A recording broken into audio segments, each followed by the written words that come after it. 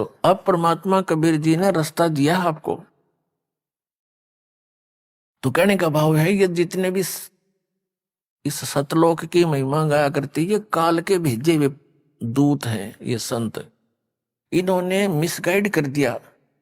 उनको मालूम था, काल ने कहा था परमात्मा से, कबीर जी से, कि आप किस लिए आए हो। कबीर साहब जी अपने पुत्र जोगजीत के रूप में आए थे सतलोक से, और वो वहां खड़े हो गए जहां वो तपस्या पर जीव भून रहा था।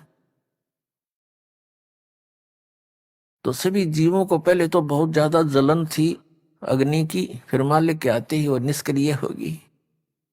वो सब बैठ गए, देखा भगवान आ गए। हे भगवान, हम कौन से कर्म का दंड भोग रहे हैं यहाँ पर। परमात्मा ने कहा, ये तुमने जो पाप किया था ये 21 ब्रह्मांड में नहीं, ये तुमने सतलोक में किया था। तुम भगवान से दूर हो गए थे, विमुख हुए थे, और जिस कारण से आप यहाँ ये कष्ट भोग रहे हो।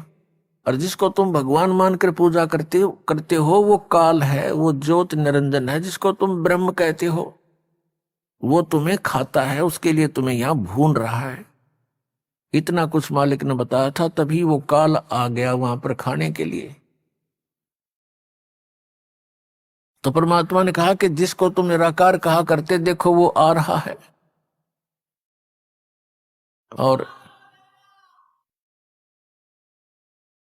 वो देखो वो आ रहा है, देखो सामने। जब सभी वो प्राणियों ने देखा कि ओ हो,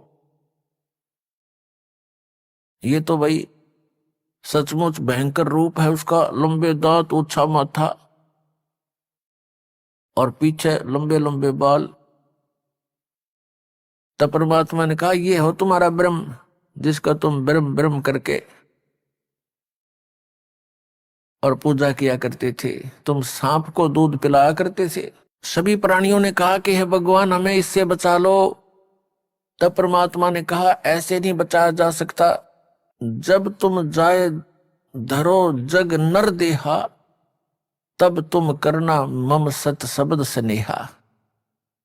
जब तुम्हें मानव शरीर प्राप्त हो नीचे के लोकों में, और वहां मेरा संत, मेरा दास इस सतनाम का गुणगान कर रहा हो, सच्चे नाम के विषय में जानकारी दे रहा हो, तत्व ज्ञान बता रहा हो, उससे सतनाम प्राप्त करना, और फिर मैं तुम्हें वापस ला सकता हूं।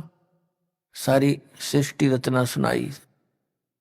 तब उन्होंने कहा था कि सभी ने कहा था, भगवान अब क्या मनुष्य जीवन प्राप्त हुआ तो हम भूलेंगे नहीं, हम खोजेंगे उस संत को, आपके दास को, और उपदेश लेकर कल्याण कराएंगे।